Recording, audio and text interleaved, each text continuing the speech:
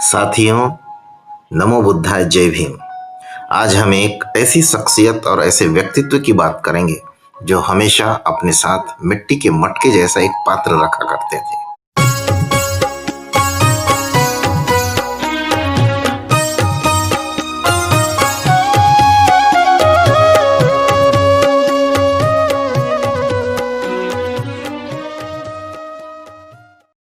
साथियों, नमो बुद्धाय, जय भीम।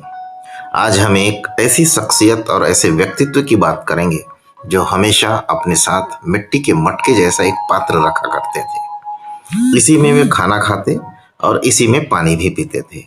जब वे किसी गांव में प्रवेश करते तो तुरंत ही रास्तों को साफ करने लगते और गटर की सफाई करते। काम खत्म होने के बाद वे खुद लोगों को गांव के साफ होने की बधाई भी देते।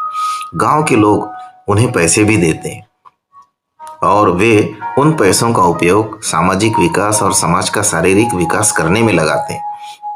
लोगों से मिले हुए पैसों से उन्होंने कई स्कूल, धर्मशाला, अस्पताल, जानवरों के निवास स्थान बनवाए।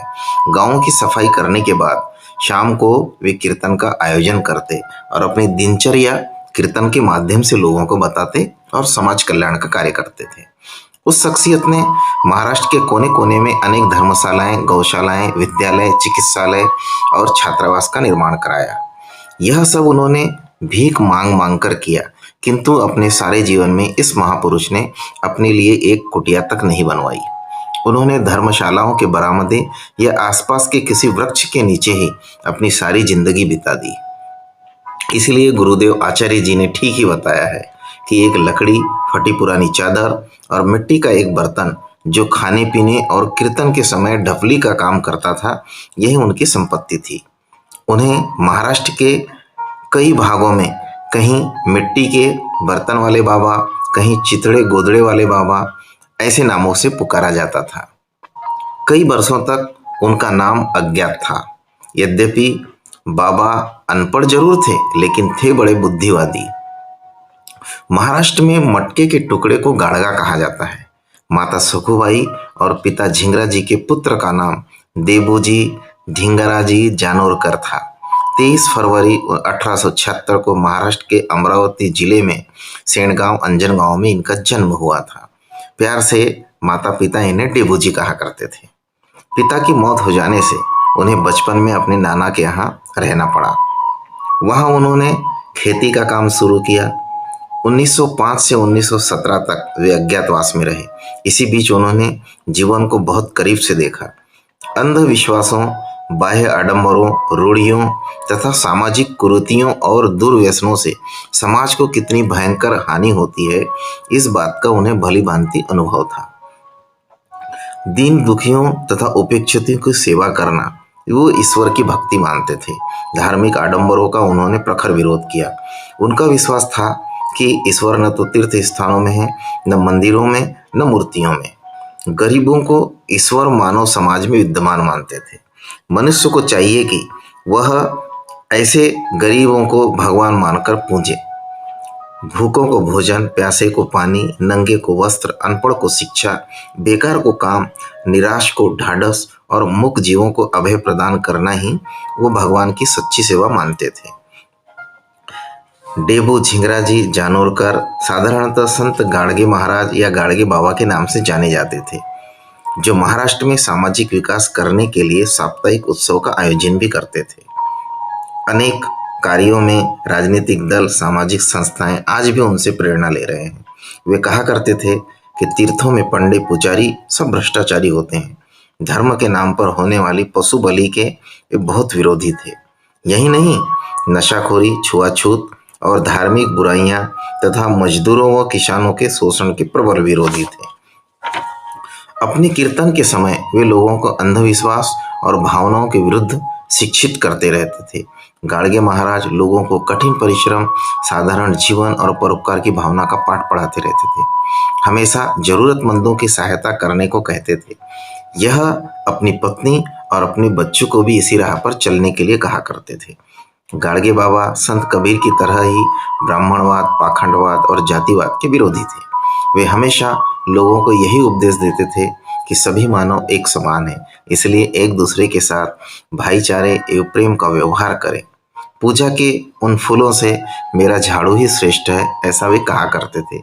इसलिए अपना सारा जीवन उन्होंने गरीबों की सेवा में लगा दिया। गाडगे बाबा डॉक्टर बाबा साहब आम्बेडकर के समकालीन तो थे ही, उनसे उम्र में 15 साल बड़े थे। वैसे तो गाडगे बाबा बहुत से राजनीतिज्ञों से मिलते जुलते रहते थे, लेकिन वे डॉक्टर आम्बेडकर के कार्यों से अत्यधिक प्रभावित थे। आप जानते ही होंगे कि बाबा साहब के 3 गुरु थे, तथागत बुद्ध, कबीर और संत गाडगे बाबा। इसका कारण था जो समाज सुधार संबंधी कार्य वे अपने कीर्तन के माध्यम से लोगों को उपदेश देकर कर रहे थे, वही कार्य डॉक्टर आम्बेडकर राजनीति के माध्यम से कर रहे थे। गाडगे बाबा के कार्यों की ही देन थी कि जहां डॉक्टर आम्बेडकर तथाकथित साधी संतों से दूर रहते थे, वहीं गाडगे बाबा का सम्मान करते थे। वे गाडगे बाबा के समय समय पर मिलते रहते थे तथा समाज सुधार संबंधी मुद्दों पर उनसे सलाह मशविरा करते रहते थे। आंदोलन एवं सामाजिक परिवर्तन के विषय में मंत्रणा भी करते रहते थे। डॉक्टर आम्बेडकर और गाडगे बाबा के संबंध के बारे में समाजशास्त्री प्रोफेसर विवेक कुमार लिखते हैं, आजकल के दलित नेताओं को इन दोनों से सीख लेनी चाहिए। गाडगे बाबा डॉक्टर आम्बेडकर से किस हद तक प्रभावित थे, इसके बारे में चर्चा करते हुए संघ लोक सेवा आयोग के प्रथम हमारे समाज के अध्यक्ष ML सहारे जी अपनी आत्मकथा यादों के झरोखे में लिखते हैं, बाबा साहब अम्बेडकर से गाडगे बाबा कई बार मिल चुके थे। वे डॉक्टर अम्बेडकर के व्यक्तित्व एवं कृतित्व से इतने प्रभावित हो चुके थे। बाबा साहब और संत गाडगे बाबा ने साथ साथ कई तस्वीरें खिंचवाई। आज भी कई घरों में वो तस्वीरें दिखाई देती है, जिनमें कर्मवीर भाऊराव पाटिल, संत गाडगे बाबा और डॉक्टर बाबा साहब अम्बेडकर दिखाई देते हैं। संत गाडगे बाबा ने डॉक्टर बाबा साहब अम्बेडकर द्वारा स्थापित पीपुल्स एजुकेशन सोसाइटी को पंढरपुर की अपनी धर्मशाला छात्रावास हेतु दान की थी। संत गाडगे महाराज की कीर्तन शैली अपने आप में बेमिसाल है। विशेष रूप से कबीर, संत तुकाराम, संत ज्ञानेश्वर के काव्यांश जनता को सुनाते थे। इन काव्यांशों में हिंसाबंदी, शराबबंदी, अस्पृश्यता निवारण, पशु बलि प्रथा आदि उनके कीर्तन के विषय हुआ करते थे। गाडगे बाबा आजीवन सामाजिक अन्यायों के खिलाफ संघर्ष करते रहे, अपने समाज को जागरूक भी करते रहे। उन्होंने सामाजिक कार्य और जन सेवा को ही अपना धर्म बना लिया था। ये व्यर्थ के कर्मकांडों, मूर्ति पूजा, खोखली परंपराओं से दूर ही रहे।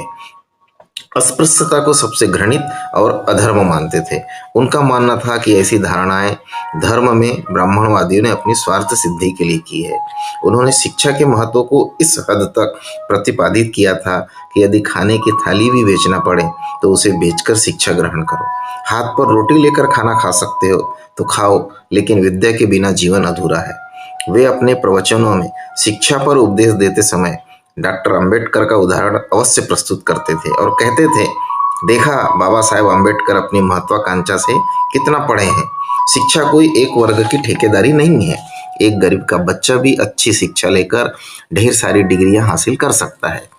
बाबा गाडगे ने अपने समाज में शिक्षा का प्रकाश फैलाने के लिए 31 शिक्षण संस्थाओं और 100 से अधिक अन्य संस्थाओं की स्थापना की। बाद में सरकार ने इन संस्थाओं के रख रखाव के लिए एक ट्रस्ट बनाया। यह संयोग मानिए कि डॉक्टर बाबा साहेब अम्बेडकर की मृत्यु के 14 दिन बाद ही ये उनकी मृत्यु का दंश नहीं झेल सके और जन सेवा समाज उत्थान कार्य करते हुए 20 दिसंबर 1956 को हमेशा के लिए इस धरती से विलीन हो गए। उनके परिनिर्वाण की खबर आग की तरह पूरे महाराष्ट्र में फैल गई। उनके चाहने वाले हजारों अनुयायियों ने उन्हें अपनी श्रद्धांजलि दी और अंतिम यात्रा में सम्मिलित हुए। मानवता के महान उपासक के असमय परिनिर्वाण होने पर प्रसिद्ध संत तुकडोजी महाराज ने श्रद्धांजलि अर्पित की।